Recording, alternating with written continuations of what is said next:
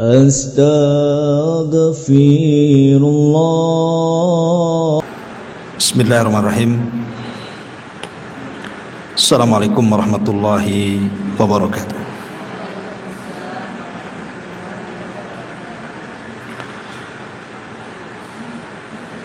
Bihamdillahi wassalatu wassalamu ala rasulillah wa ala alihi wa sahbihi wa mawalah wa la hawla wa la quwata illa billahi wa ba'd. Alhamdulillah, di pagi menjelang siang ini kita bisa duduk untuk berthalabul ilmi. Dan ini pertemuan terakhir dari kajian kitab Arba'in Nawawi, hadis dari Anas ibni Malik radhiyallahu anhu. Kita baca hadisnya. An Anas ibni Malik radhiyallahu anhu qala, sami'tu an-nabiy sallallahu alaihi wasallam yaqul, qala Allah tabaraka wa ta'ala, ya ibn Adam, innaka ma da'awtani wa rajawtani ghafartu laka ala ma kana fika wa la ubali. Ya ibn Adam, law balagat dhunubuka anana as-sama thumma astaghfartani ghafartu laka wa la ubali. Ya ibn Adam, innaka law ataitani bi qurabil ardi khataya thumma lakitani la tushrik bi syai'an la ataituka bi qurabiha maghfiratan. Rawahu Tirmidzi wa sahhahahu Ibnul Qayyim wa hassanahu Albani rahimahullahu taala. Dari Anas ibn Malik radhiyallahu an, dan Anas ibn Malik adalah pembantu Nabi sallallahu alaihi wa ala alihi wasallam selama 9 sampai 10 tahun, artinya sampai wafatnya Nabi sallallahu alaihi wasallam. Makanya sering digelari sebagai khadimur Rasul, pembantu Nabi. Dan dia di antara sahabat juga yang masuk dalam deretan sahabat yang paling banyak meriwayatkan hadis sampai kepada kita, di atas 1000 hadis. Anas bin Malik radhiyallahu anhu mengatakan, aku mendengar Nabi sallallahu alaihi wasallam bersabda, Allah berfirman. Dari sini kita tahu bahwa hadis ini adalah hadis qudsi. Kemudian Allah Subhanahu wa taala berfirman, wahai anak Adam, sesungguhnya jika engkau berdoa kepadaku dan mengharap ampunanku, ku ampuni engkau atas dosa yang kamu miliki dan saya tidak peduli. Wahai anak Adam, seandainya dosamu membumbung sampai ke langit, kemudian engkau datang meminta ampun kepadaku, ku ampuni semua dosa-dosamu dan saya tidak peduli. Wahai anak Adam, seandainya engkau datang kepadaku dengan sepenuh bumi kesalahan, kemudian kau datang kepadaku tidak menyekutukanku sedikit pun, maka aku akan datang sebanyak itu pula dengan ampunan. Hadis ini dikeluarkan At-Tirmidzi, disahihkan oleh Ibnul Qayyim dan dihasankan oleh Syekh Albani rahimahullahu taala.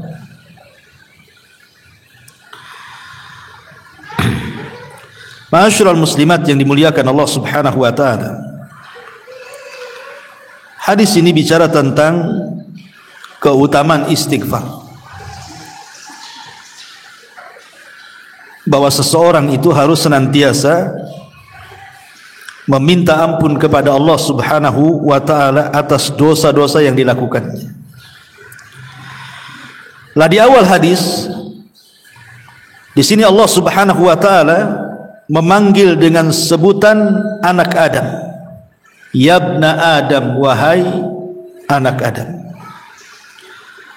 Panggilan anak Adam adalah panggilan kemuliaan.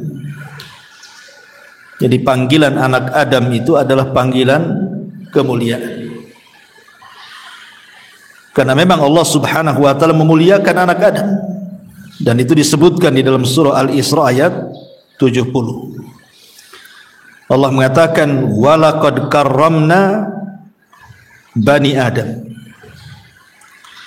wa hamalnahum fil barri wal bahri wa razaqnahum minat tayyibati wa faddalnahum ala katsirin mimma khalaqna tafdila.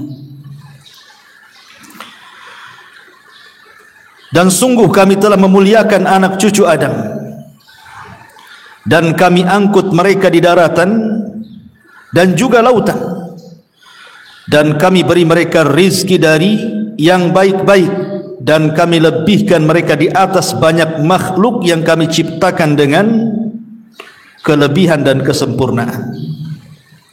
Lihat bagaimana ayat ini menunjukkan kemuliaan anak Adam. Karena hanya anak-anak Adam ataupun manusia yang Allah muliakan. Sampai Allah mengatakan wa hamalnahum fil barri wal bahri.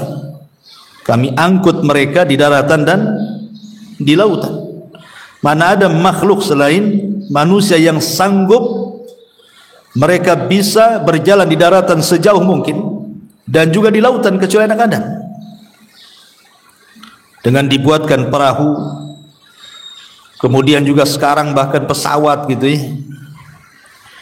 Kemudian juga kami rizkikan kepada mereka baik yang baik-baik, dan kami lebihkan dari seluruh makhluk ya anak Adam ini. Makanya kenapa kemudian ketika Allah Subhanahu wa taala memanggil dengan kata-kata yabna Adam, itu artinya panggilan takrim, kemuliaan.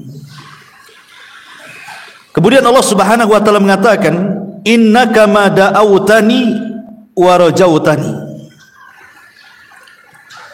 Di sini ada isyarat Bu bahwa doa itu tidak bisa semata-mata doa kecuali harus disertakan dengan harapan. Doa akan percuma kalau tidak ada harapan. Makanya kenapa Nabi SAW mengatakan dalam sebuah riwayat, ud'ullaha wa antum muqinuna bil ijabah. Berdoalah kepada Allah dan kalian dalam keadaan yakin, tidak ragu-ragu. Wa'lamu anna Allah la yaqbalu du'a min qalbin ghafilin lahin. Dan ketahuilah bahwa Allah tidak menerima doa dari hati yang lalai. Pertama di sini Nabi SAW memerintahkan dalam doa itu harus ada keyakinan. Yang kedua harus serius, tidak boleh ada kelalaian. Artinya bahwa dalam setiap doa itu harus ada harapan. Itulah makna harapan itu, artinya harus ada keyakinan bahwa Allah pasti mengabulkan doa kita. Yang kedua, hatinya tidak lalai, betul-betul penuh dengan harapan dengan doanya bahwa pasti Allah akan mengijabah setiap permintaannya. Sebab begini Bu, logikanya Allah Subhanahu wa ta'ala ketika mengabulkan doa kita itu, kan sering saya ulang-ulang bahwa cara pengabulan itu kan ada macam-macamnya. Ada yang memang ketika berdoa itu langsung dikasih cash gitu ya. Hari ini berdoa, sehari, 2 hari atau sebulan, 2 bulan, tiba-tiba Allah kabulkan untuk permintaan kita. Ada yang seperti itu. Umpamanya ibu punya hutang banyak, kemudian berdoa, berusaha, akhirnya entah dari mana Allah kasih rizki dari arah yang tidak disangka-sangka, dalam waktu sebulan lunaslah hutang itu. Berarti kan Allah kasih cash. Ataupun terkadang tidak, Allah tidak sengaja tuh mengabulkan doa kita, tetapi Allah simpan di akhirat untuk tabungan kita di sorga. dan untuk pengangkat derajat kita di sana. Atau boleh jadi Allah Subhanahu wa taala tidak mengabulkan keinginan yang kita minta, tetapi Allah kabulkan dengan cara lain, di mana Allah akan selamatkan kita dari bala ataupun bahaya yang akan menimpa kita. Lah ketika ibu itu berdoa kepada Allah Azza wa Jalla, kok enggak dikabul-kabulkan, maka ibu tidak akan sedih. Kenapa? Boleh jadi Allah hendak memberikan pengabulan terbaik. Oh boleh juga harusnya saya ini sakit, tapi sampai hari ini saya sehat gitu. Harusnya saya harus celaka, tiba-tiba Allah selamatkan. Dan begitu seterusnya. Jadi kan membuat kita ini makin tenang gitu. Karena pengabulan itu kan tidak langsung cash gitu ya. Tidak ada juga yang tidak diberikan sesuai dengan permintaannya, tetapi dengan cara apa? Ya tadi dihindarkan dari bahaya. Atau boleh jadi kita lebih dalam lagi husnudzonnya kepada Allah, boleh jadi Allah sengaja membuat simpanan untuk kita di akhirat. Nah inilah rasa tenangnya kalau seandainya orang paham bahwa pengabulan doa itu tidak mesti harus bentuknya cash sesuai dengan kita minta. Dan kalau itu keyakinannya, maka ibu tidak akan sedih sama sekali. Dan tidak ada ruginya orang berdoa jadinya kan. Ibu akan terus berdoa, karena makin banyak berdoa makin banyak celengannya itu. Makin banyak berdoa dan tidak dikabulkan secara permintaan, makin banyak bahaya yang dihindarkan dari kita. Dan doa itu sendiri adalah ibadah. Makanya di sini Nabi SAW menganjurkan kepada kita untuk menggandengkan antara doa dan harapan. Antara doa dan harapan. Karena itu diantara salah satu penyebab doa mustajab. Ya. Jadi doa mustajab itu adalah doa di mana salah satunya adalah ketika seseorang yakin bahwa doanya itu pasti akan diijabah oleh Allah Subhanahu wa taala. Ya selain itu juga di antara penyebab doa dikabulkan adalah tidak tergesa-gesa. Ya. Apa maksud tergesa-gesa itu? Maksud tergesa-gesa itu dia seolah-olah kemudian tidak terima dengan doanya dan mengatakan da'autu falam yastajibli. Aku sudah banyak kali lah berdoa tapi tidak dikabul-kabulkan. Seolah protes kepada Allah Subhanahu wa taala kan begitu. Lah justru ketika seseorang kemudian mengatakan aku sering berdoa tapi tidak dikabulkan, malah enggak dikabulkan, karena itu bentuk istijal. Atau boleh jadi di antara syarat pengabulan doa itu karena boleh jadi isi doanya itu mungkin ada hal-hal yang berbau dosa, berbau maksiat gitu ya, atau memutus silaturahim, ya tidak akan dikabulkan lah kan begitu. Kalau kandungan doanya itu yang diminta. Karena Rasul mengatakan la yazalu yustajabu lil abdi ma lam yada bi itsmin au qati'ati rahim. Doa seseorang itu senantiasa akan dikabulkan selama permohonannya tidak ada unsur dosa dan memutus silaturahim. Dan juga di antara syarat pengabulan doa itu adalah berkaitan dengan masalah makanan yang kita makan, minuman yang kita minum, pakaian yang kita pakai. Karena di zaman Nabi SAW mengatakan ada seorang laki-laki yang secara lahiriah itu harus dikabulkan sebenarnya doanya, karena syarat-syaratnya dia terkabulkan doa itu sudah terpenuhi. Seperti dia orang susah, karena kondisinya safar, susah gitu. Kemudian safar sendiri adalah sebab dikabulkannya doa. Kemudian yang ketiga dia menengadahkan kedua tangannya ke langit. Kemudian yang terakhir dia pun mulih seperti anak-anak meminta sesuatu kepada orang tua, merengek gitu kan. Ini kan 4 perkara di antara mustajab doa. Kalau terkumpul 4 perkara dalam hadis itu, menengadahkan tangannya ke langit dan dia dalam kondisi susah, kemudian safar pula dan dia merengek-rengek kepada Allah, harusnya diijabah, tapi tidak diijabah kan. Kemudian Rasul menjelaskan kenapa orang seperti dia harusnya diijabah tapi tidak diijabah. Bagaimana akan diijabah kata Rasul? Makanannya haram yang dia makan, minumannya haram yang dia minum, pakaiannya dia pun dibeli dari hasil yang haram yang ia pakai. Macam mana akan dikabulkan? Ya. Maka perkara-perkara seperti ini juga masuk dalam kategori syarat-syarat dikabulkannya sebuah doa. Tapi yang jelas bahwa dalam hadis ini ada faedah bahwa doa itu tidak bisa dilakukan kecuali disertakan dengan harapan. Harapan yang kuat kepada Allah Subhanahu wa taala.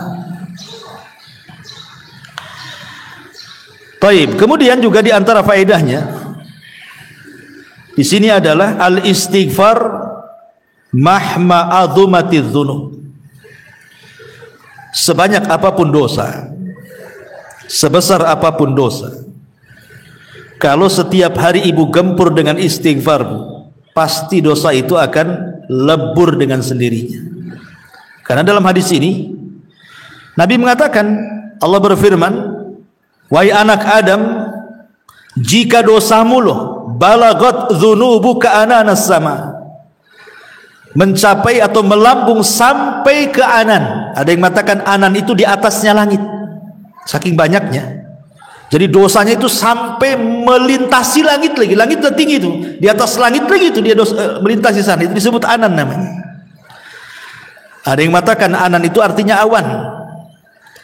Ada yang mengatakan anan itu ya artinya sesuatu yang tinggi yang kita lihat. Tapi pendapat yang lebih dekat wallahu alam, anan itu artinya melintas langit. Jadi di atasnya langit lagi itu disebut anan. Jadi kalau seandainya dosanya itu sampai melintas lagi langit gitu loh, itu kan banyak sekali tuh. Tapi kalau seandainya kata Allah, "Tsumma astaghfartani," kalau engkau meminta ampun kepadaku, kata Allah, "Ghafartu laka," ku ampuni, bahkan wala ubali, enggak akan kupedulikan dosamu. Tidak akan dipedulikan gitu. Nah, makanya dari sini sebesar apapun dosa kita, faedahnya adalah sebesar apapun dosa kita yang kita lakukan, kalau kita betul-betul datang kepada Allah Subhanahu wa taala meminta ampunan, pasti Allah ampuni. Dan itu sesuai dengan surah Az-Zumar ayat 53. Qul ya ibadiyalladzina asrafu ala anfusihim la taqnatu min rahmatillah innallaha yaghfiru dzunuba jami'a innahu huwal ghafurur rahim. Katakanlah, hai hamba-hambaku yang melampaui batas terhadap diri-diri mereka sendiri, janganlah kalian berputus asa dari rahmat Allah. Sesungguhnya Allah mengampuni dosa-dosa semuanya. Sesungguhnya dialah yang maha pengampun lagi maha penyayang. Lihat, Allah mengatakan apa? Innallaha yaghfiru dzunuba jami'a. Allah akan mengampuni semua dosa. Kalimat semua dosa ini mencakup dosa besar atau dosa paling besar ataupun dosa kecil. Dosa paling besar apa? Syirik. Tetap kalau orang datang kepada Allah minta ampun dari kesyirikannya, Allah ampunilah. Ataupun dosa besar seperti zina, membunuh dan begitu seterusnya, kalau tulus datang kepada Allah Subhanahu wa taala, Allah akan ampuni. Apalagi dosa-dosa kecil bisa diampuni dengan salat, dengan wudu, dengan puasa dan yang semacamnya. Tetapi khusus dosa yang berkaitan dengan anak hamba itu dibedakan. Ya, karena kita tahu bahwa syarat tobat itu ada berapa, Bu? Ada 4. Syarat tobat itu harus terpenuhi 4 perkara. Pertama harus ikhlas.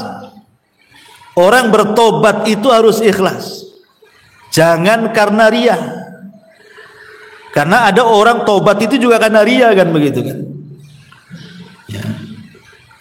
Seperti atau karena dipaksa. Kau mau berhenti enggak kan? Kalau enggak saya pecat kamu. Pamannya seseorang kerja di warung gitu ya, enggak pernah sholat. Kemudian pihak warung membuat aturan tuh, kamu kalau enggak sholat saya pecat. Terpaksalah dia sholat kan. Ya masih mendingan lah, mungkin bertahap kan begitu. Tapi kalau tobatnya hanya karena ingin tetap kerja di situ, hanya karena ingin dapat gajian setiap bulan, yang nggak diterima lah tobatnya. Dia bukan karena Allah kan begitu. Atau karena ria-ria saja. Dulu waktu pakai jilbab nampak tak cantik gitu. Habis pakai jilbab kok cantik juga rupanya saya pakai jilbab ini. Ahlah bagus saya pakai jilbab lah kan. Biar orang memuji saya. Itu nggak akan terima tuh pakai jilbabnya. Ya. Jadi yang pertama harus ikhlas. Yang kedua an-nadamu ala fi'lil maksiyati. harus ada penyesalan terhadap perbuatan maksiat yang dilakukannya sampai dia merasa sedih dengan maksiatnya itu. Kepikiran, sedih rasanya, kenapalah saya berbuat seperti itu, kenapa saya harus begitu, kenapa saya harus begini gitu ya. Jadi penyesalannya itu sampai ke tingkat sedih gitu. Kemudian yang ketiga, al-iqla'anil maksiati fauran, harus lekas ditinggalkan maksiat yang dilakukannya, tinggalkan. Jadi kalau dia minum khamar, ya tinggalkan khamarnya, jangan pernah dekat-dekat lagi. Dan kalau lihat botolnya saja benci dia. Kemudian yang keempat, al-azmu ala alla yauda ila tilkal maksiati mustaqbilan. Dia berjanji untuk tidak kembali ke maksiat yang pernah dilakukannya. Itu disebut syurutut taubah namanya. Ikhlas, adanya penyesalan, langsung meninggalkan maksiat, berjanji untuk tidak kembali. Ini kalau seandainya berkaitan dengan dosa yang ada hubungannya dengan diri dan kepada Allah Subhanahu wa ta'ala. Tapi kalau dosa kepada orang lain, ada tambahan. Tambahannya apa, Bu? Harus mengembalikan kezaliman yang pernah dia zalimi. Kalau dia ngambil barang, kembalikan. Kalau dia pinjam uang, kembalikan. Kalau dia mungkin bisa menyakiti, ya minta maaf, seperti menggibah dan begitu seterusnya, memulihkan nama baiknya.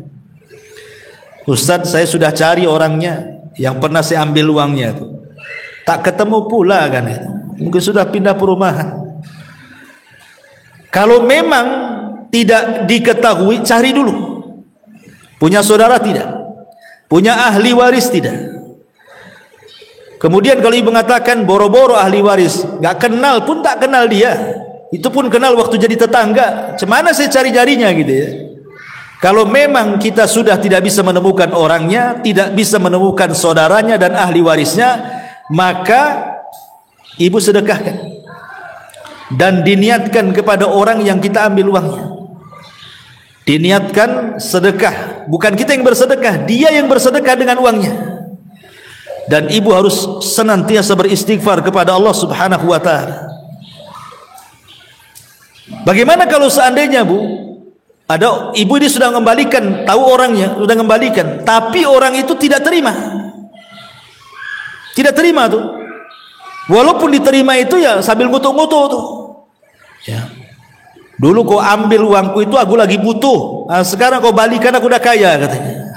Kebanyakan itu ya. Gimana tuh sakit hati gitu ya. Maka tetap kita harus minta ampun.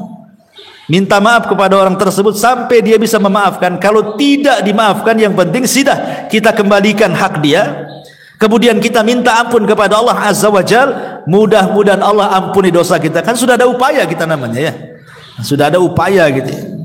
Maka kalau berkaitan dengan anak hamba tentu akan berbeda cara tobatnya. Tapi yang jelas bahwa seberapa besar pun dosa kita itu pasti akan diampuni oleh Allah Subhanahu wa ta'ala. Kemudian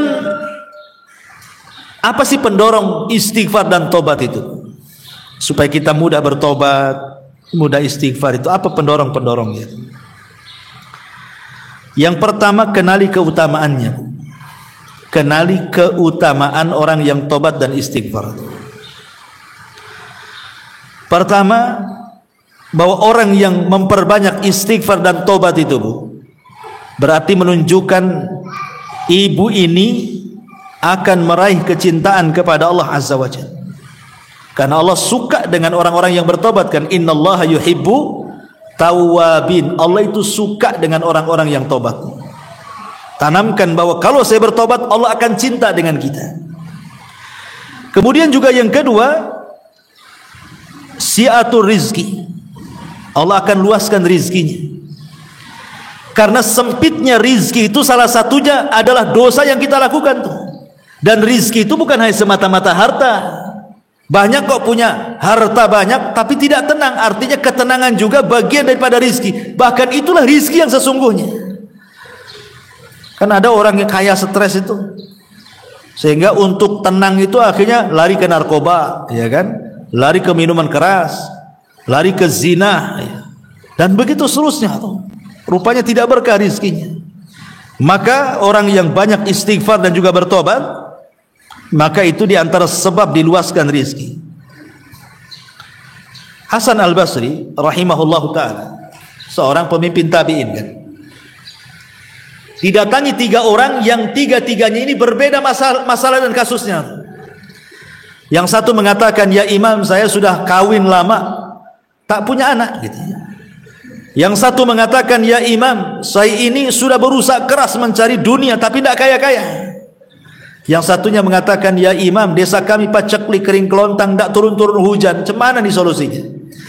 Maka 3 soalan dengan 1 jawaban. Kata Imam Hasan Al-Basri, istaghfiru katsira, perbanyaklah istighfar kalian, perbanyaklah istighfar. Kemudian dia mencatut firman Allah Subhanahu wa taala, faqultu astaghfiru rabbakum innahu kana ghaffara yursilis sama alaikum midrara wa yumdidkum bi amwali wa banin. Kemudian wa yaj'al lakum jannatin wa yaj'al lakum anhara. Dalam surah Nuh Allah mengatakan, faqultu astaghfiru rabbakum, maka katakan kepada mereka, beristighfarlah kepada Rabb kalian, karena dia zat yang maha pengampun dan maha pemaaf. Ya. Maka kalau kalian beristighfar kepada Allah, kata Allah, yumdidkum bi amwalin, kami perbanyak harta kalian, wal banin, kami akan perbanyak keturunan kalian, wa yaj'al lakum jannatin wa yaj'al lakum anhara, kami perbanyak hutannya dan kami akan lancarkan air kebutuhannya. Di sini menunjukkan apa? Pertama harta, yang kedua anak-anak, yang ketiga air. Ya. Persis seperti yang ditanyakan oleh 3 orang yang berkasus kepada Hasan Al-Basri kan itu. Berarti faedah istighfar itu mencakup 3 ini. Bisa mendatangkan harta banyak, bisa mendatangkan keturunan yang baik, dan bisa mendatangkan air yang merupakan asal setiap kehidupan makhluk yang ada di alam semesta ini.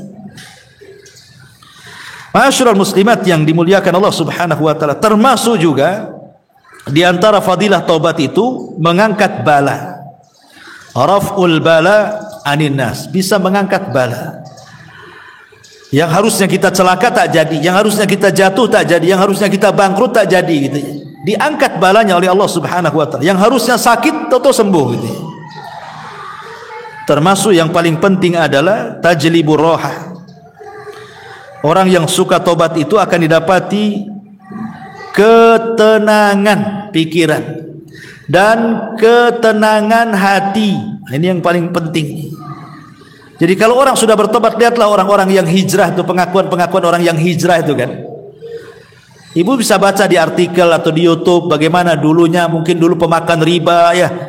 Setelah kemudian dia tinggalkan riba, mulailah dia berniaga dengan niaga syar'i, transaksi muamalah syar'i. Akhirnya dicerita, Ustaz dulu itu waktu saya masih terlibat riba tuh, wah pokoknya masalah tidak berhenti-berhenti itu. Tapi setelah saya hijrah bertobat kepada Allah, tenang rasanya. Memang uang tak banyak tapi berkah. Itu sudah banyak pengakuan-pengakuan orang kayak gitu. Dulu Ustaz waktu saya, kehidupan saya mungkin kehidupan malam, remang-remang, gak jelas gitu ya. Saya tinggalkan tuh kehidupan malam itu. Sekarang saya jadikan kehidupan siang. Tenang rasanya Ustaz. Nah, banyak orang yang ngomong gitu. Karena memang tobat itu salah satunya adalah tajlibur roha. Jadi ketenangan hati, ketenangan pikiran, kejernihannya, itulah yang menjadikan kemudian tobat itulah yang menjernihkan hati dari noda-noda hitam. Jadi dorongan kita bertobat itu kenali fadilahnya, keutamaannya. Sebab kalau orang kenal keutamaannya, pasti akan mudah untuk bertobat kepada Allah Subhanahu wa taala. Kemudian juga yang mendorong seseorang itu untuk istighfar, untuk bertobat gitu. Lihat orang-orang yang atau akibat orang-orang yang meninggalkan tobat. Coba lihat orang-orang yang akibat orang-orang yang meninggalkan tobat. Seperti orang yang ketika mabuk dia mati gitu. Coba kalau itu kita di posisi dia begitu ya, maksudnya rugi kali hidup ini. Ya, karena Banyak orang-orang yang kemudian gara-gara mabuk dia mati. Di kampung saja dulu ada lomba apa itu? Mabuk oplosan. Oplosannya nggak kira-kira, Bu. Itu sudah khamar dioplos dengan spertus, Bu. Kalau orang dulu spertus itu untuk petromak tuh biasanya. Coba itu untuk petromak, Bu, minumannya api itu, spertus itu diminum dia, agak terbakar tuh perut. Tapi katanya kurang keras itu, dicampur sama pil BK, Bu. Tahu pil BK itu pil anjing, anjing gila itu dikasih pil BK. Apa nggak gendeng orang tuh? Coba sudah khamar diminum, dicampur spertus, dikasih pil BK, itulah oplosan namanya. Mati. Gimana coba? Mati, Bu. Saat kematiannya nih orang ini, subhanallah, tidak ada yang berani mandikan itu. Busuknya luar biasa. Jadi keluar bau busuk dari mulutnya. Sampai tokoh-tokoh agama nggak mau tuh mandiin. Akhirnya ya keluarganya terpaksa mandiin. Kemudian dikafan, disolatkan, kemudian dikuburkan. 1 minggu, Bu, nggak ada orang berani keluar rumah. Takut gentayangan tuh. Kan matinya nggak wajar. Ya orang kampung zaman dulu kan, Bu, dakwah tauhid aja belum ada di kampung-kampung, masih membesarkan khurafatnya zaman itu. Bahkan tersebar itu yang mati itu, Bu, itu katanya tiap malam suka duduk di atas jembatan tuh. Jadi kan makin lagi diisukan kayak gitu, nggak berani orang lewat jembatan tiap malam tuh, ngindari jembatan.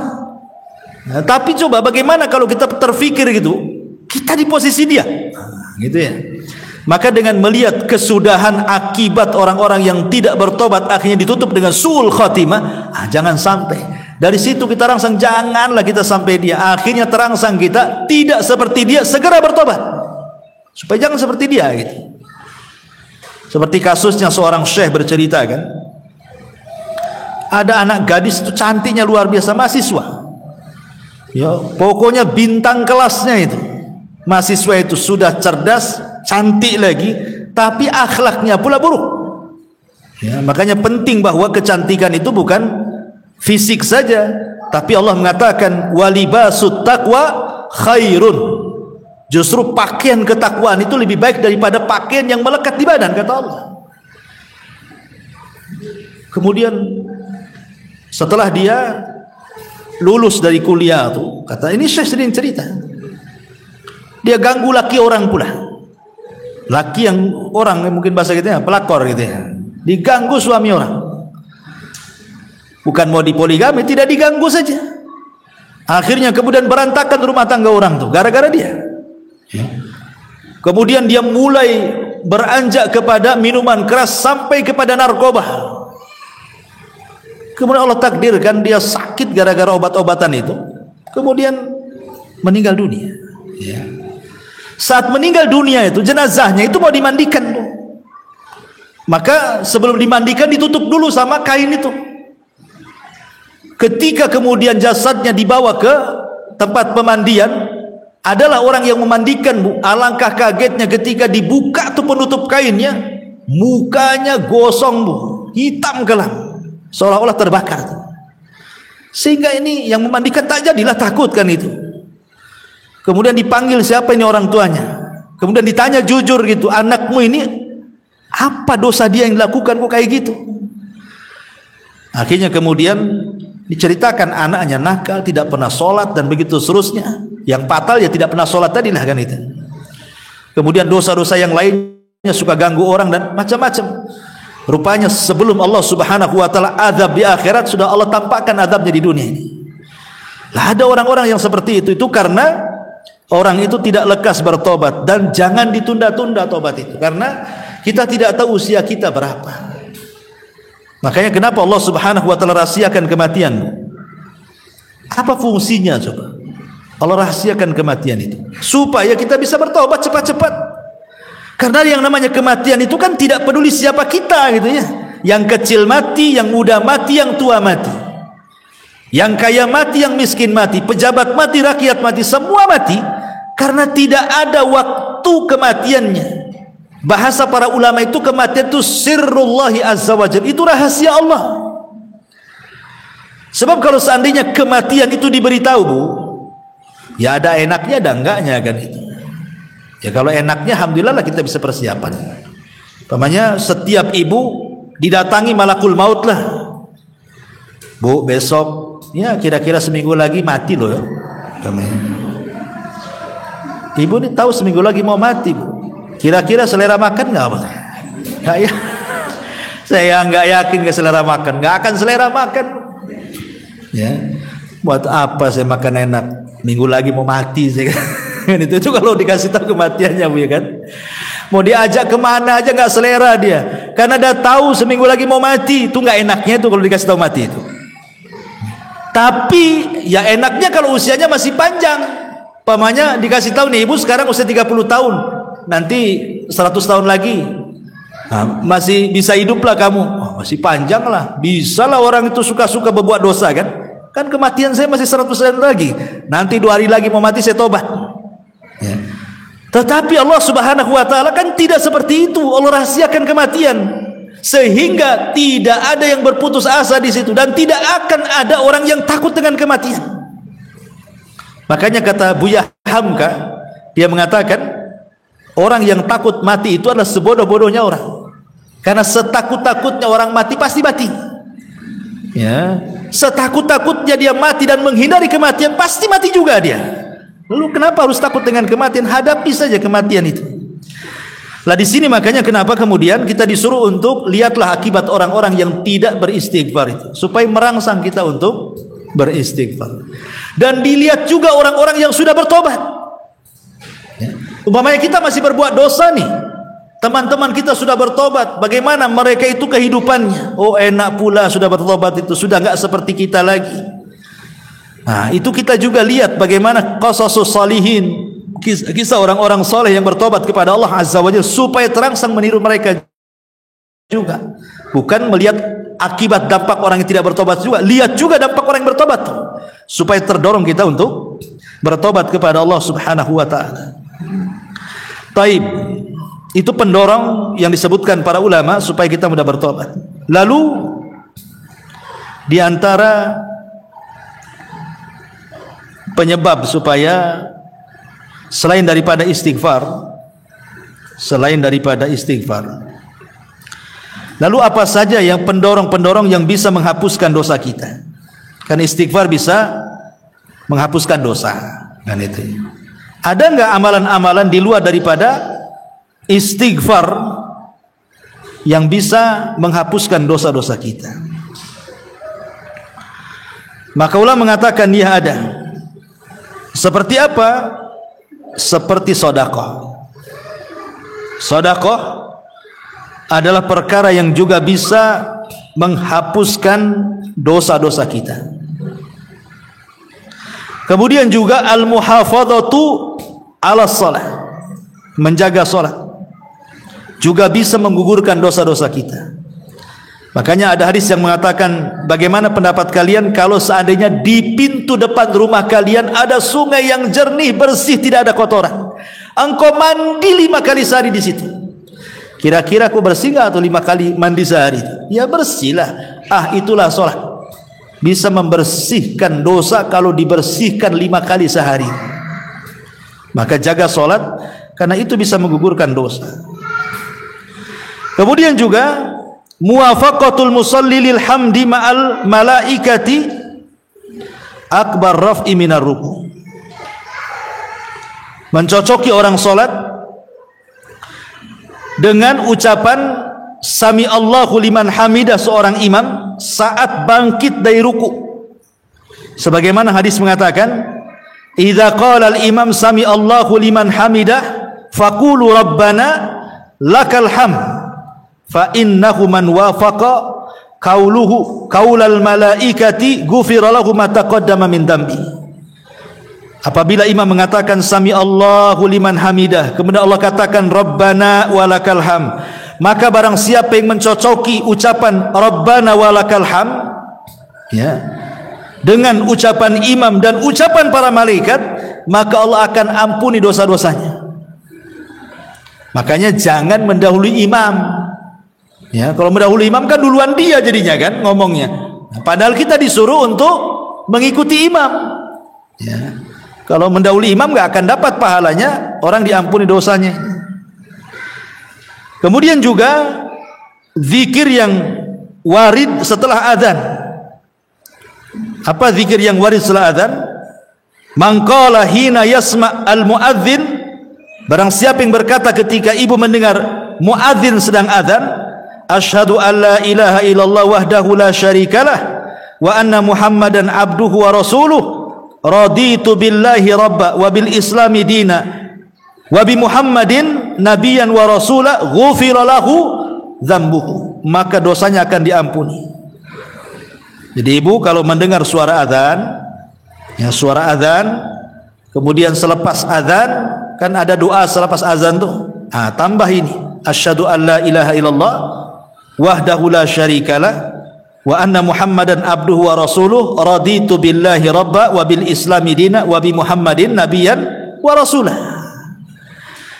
Kemudian juga isbag al wudu, berusaha untuk menyempurnakan wudu. Jadi umpamanya ibu waktu-waktu kan terkadang greges-greges gitu ya, nggak enak pegang air itu, tapi ibu paksakan wudu selama tidak memadaratkan ya. Maka ketika ibu menyempurnakan di saat ibu tidak suka memegang air itu, justru disitulah keutamaan ibu akan dihapusi dosa-dosanya. Kemudian juga di antara penyebab diampuni dosa selain daripada istighfar adalah zikir ketika ibu menggunakan pakaian. Man labisa thawban, barang siapa yang memakai pakaian, faqala, dan dia mengatakan alhamdulillahilladzi kasani hadza thawb wa razaqanihi min ghairi haulin minni wala quwwah, ghufira lahu ma taqaddama min dzambi wa ma ta'akhkhar. Siapa yang ketika menggunakan pakaian ibu berdoa kepada Allah, alhamdulillahilladzi kasani hadza thawb wa razaqanihi, segala puja dan puji kepada Allah yang telah memberikan pakaian kepadaku, pakaian ini, dan telah memberikan rizki dengan pakaian ini kepadaku, min ghairi haulin minni wala quwwah, tanpa ada daya dan kekuatan dariku. Maka bacaan ini, kata Rasul, bisa menghapuskan dosa-dosanya yang telah dan yang akan datang. Kemudian juga zikir seketika selesai makan.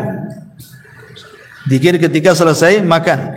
Man akala ta'aman, siapa yang selesai makan kemudian dia berdoa, alhamdulillahilladzi at'amani hadzal ta'am wa razaqanihi min ghairi haulin minni wala quwwah, ghufira lahu ma taqaddama min dzambi.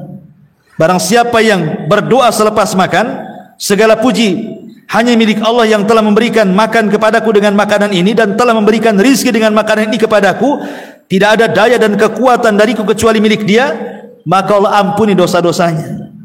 Termasuk juga zikir selepas solat, kemudian berusaha untuk takut kepada Allah baik ketika sendirian ataupun di tengah keramaian, kemudian qiyamul lail, kemudian berdoa setelah qiyamul lail, kemudian berdoa di sepertiga malam akhir sebagaimana hadis tentang turunnya Allah, kemudian sabar ketika bala gitu ya.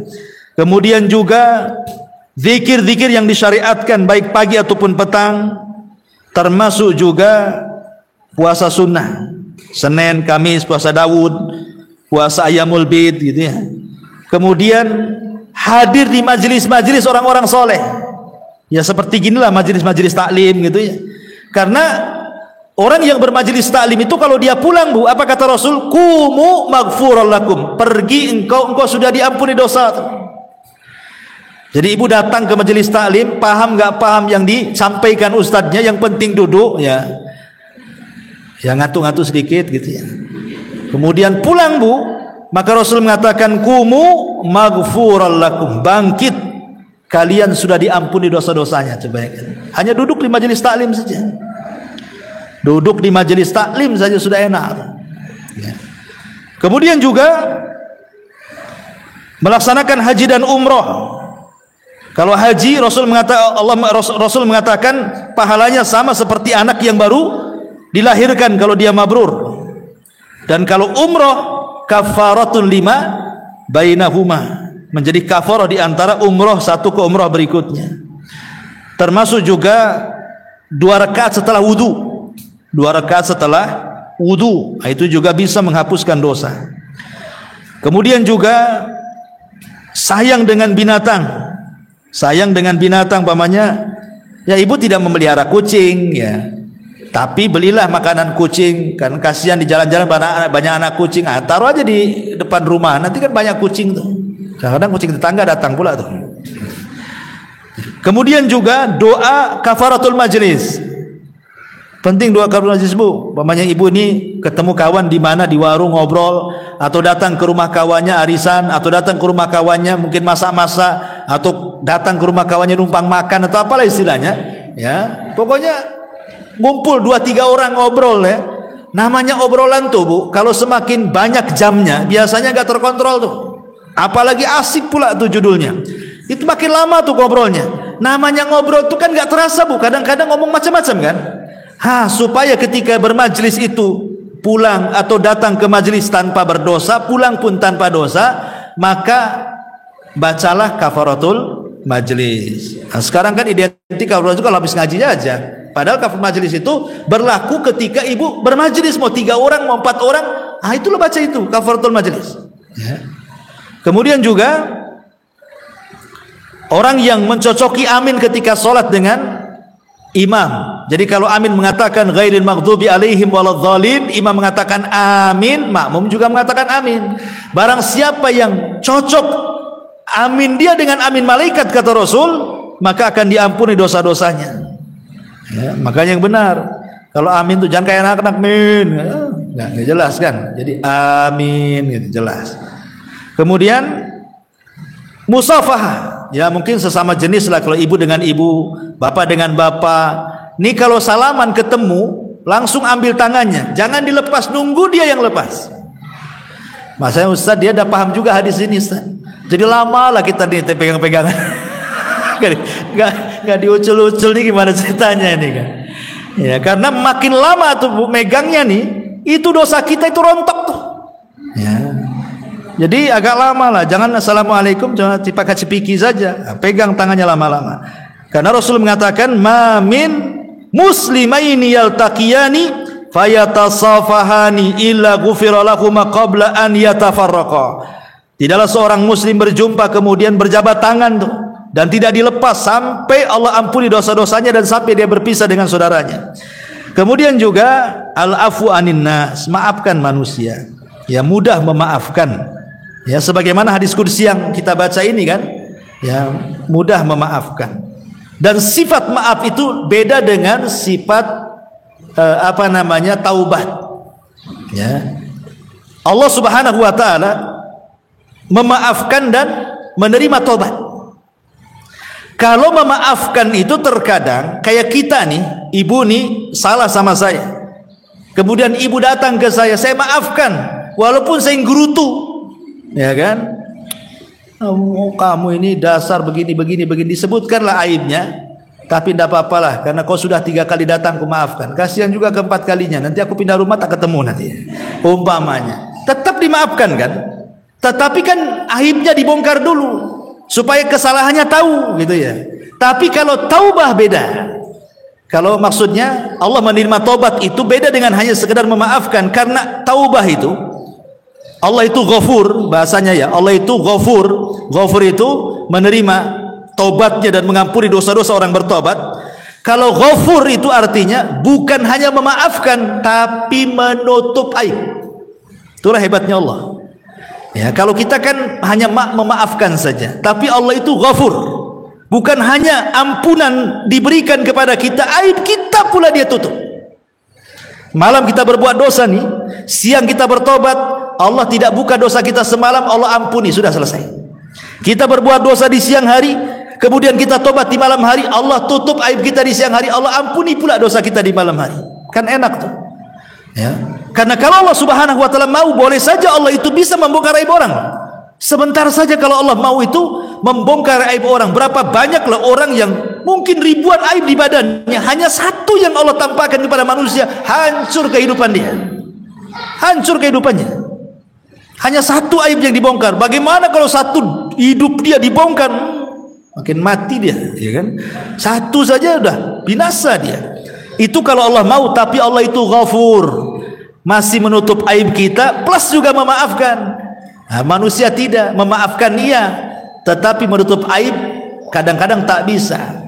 Tadi saya ketemu si Anu, kenapa? Dia datang minta maaf. Ibu maafkan, saya maafkan. Tapi memang dia kurang ajar lah. Tadi bilang memaafkan, sekarang bilang kurang ajar. Ini gimana ceritanya? Kadang-kadang kan selesai, kalau sudah maafkan sudahlah. Itu namanya ghafur. Lah Allah itu punya sifat yang seperti itu. Yang luar biasa kita punya Tuhan itu menutup aib dan juga memaafkan. Termasuk juga di antara hal-hal yang bisa menggugurkan dosa selain istighfar adalah al-julus fil masjid. Duduk di masjid, Bu. Nah, kayak ibu ini kan duduk di masjid nih. Sudah duduk di masjid, belajar lagi gitu kan. Keutamanya double, makin dihapuskan dosa-dosanya. Termasuk juga as-sabru ma'al amali saleh. Kalau tadi sabar ketika ada bala, ini sabar ketika melaksanakan amal soleh. Sabar sholat, kalau tidak sabar orang nggak bisa sholat. Sabar untuk datang ke majelis talim, kalau tidak sabar nggak mungkin datang. Ya, justru ketika beramal soleh dia bersabar di situ. Nah, ini juga salah satu hal yang bisa mengampuni dosa-dosa kita. Termasuk juga menunggu sholat ke sholat. Namanya tadi ibu sholat subuh, ya. Kemudian nunggu kapan duhur ini ya. Pengen rindu dengan duhur. Kemudian habis duhur rindu ingin ketemu asar. Habis asar rindu pula ingin ketemu maghrib. Nah, itu antara sholat ke sholat itu dianggap sholat, Bu. Tapi kalau seandainya datang duhur, aduh duhur pula kan itu. Baru tadi subuh kok sekarang duhur pula. Nah, ini udah nggak rindu namanya kan, yang ada benci itu. Jadi sholat bagi dia beban, bukan sesuatu hal yang memang kebutuhan. Nah, ini yang bahaya, itu nggak rindu kayak gitu. Kemudian juga diantaranya adalah zikir dengan menggunakan sayyid al-istighfar. Nah, ini sudah masuk dalam bab istighfar tadi. Maka Allah Subhanahu wa taala di sini, ya, Allah mengatakan, ya ibna Adam lau ataitani bi qurabil ardi khataya thumma lakitani la tusyrik bi syai'an la ataituka bi qurabiha maghfirah. Kemudian yang terakhir faedahnya di sini Allah mengatakan, wahai anak Adam, kalau kau datang kepadaku membawa qurabil ardi, sepenuh bumi kesalahan, aku pun datang kepadamu membawa sepenuh bumi ampunan, asal jangan melakukan kesyirikan. Maka dari 3 poin ini, ya, dari 3 poin kata ya ibna Adam ini ada 3 kata. Pertama doa, yang kedua istighfar, yang ketiga ikhlas. Ya. Jadi doa itu, istighfar itu harus dibarengi dengan doa, dan doa itu harus dibarengi dengan ikhlas.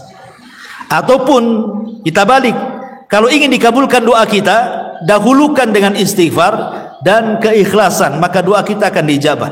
Kalau kita ingin diampuni dosa-dosanya selain daripada istighfar, berdoa kepada Allah, kemudian ikhlaskan doanya, jangan menyekutukan Allah, maka dosa-dosa kita pun akan diampuni. Itulah 3 poin yang disebutkan dalam hadis ini. Wallahu a'lam. Sampai di sini untuk kajian kitab Arba'in Nawawi. Tadi saya dibisiki sama pengurus, kira-kira kitab apa yang sebagai pengganti daripada Arba'in Nawawi ini. Ya, saya serahkan aja sih, Bu, ke Ibu ya. Ya, kalau bisa sih kitab-kitab yang simpel-simpel aja. Kayak Arba'in Nawawi kan simpel. Nah, sekian pertemuan selesai, ganti lagi kitab. Jadi menambah wawasan gitu ya. Jangan yang tebal-tebal, Bu, nanti nggak selesai. Ustaz, Riyadhus Shalihin 3 jilid, Bu.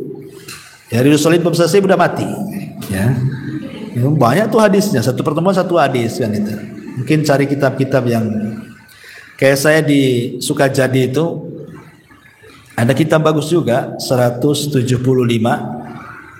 Jalan Menuju Sorga. Ya, itu bagus kitab itu. Cuman masalahnya di sana kan jarang-jarang ngajinya. Walaupun 175 jalan itu kapan selesainya? Kalau di sini kan mungkin bisa tiap minggu yang bisa selesai. Ya, terserahlah, nanti Ibu rundingkan saja. Kan sekarang banyak kitab-kitab yang udah diterjemahkan, yang bagus-bagus itu. Nah, kita cari yang tipis-tipis saja. Taib, gimana? Kitab apanya? 175 tuh. Itu ada dijual online. Tulis saja 175 jalan menuju surga. Tinggal dipesankan aja itu. Bagus kitabnya itu. Ya.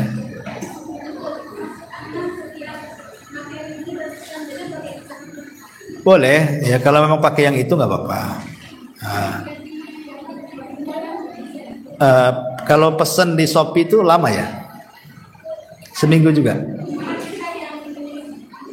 Jual itu, bisa pesan sama dia? Nggak apa-apa, terserah gimana cara dapat bukunya sih. Karena bukunya kan tidak terlalu tebal itu. Ya, jadi bisa ya samalah dengan Arba'in Nawawi gini kan.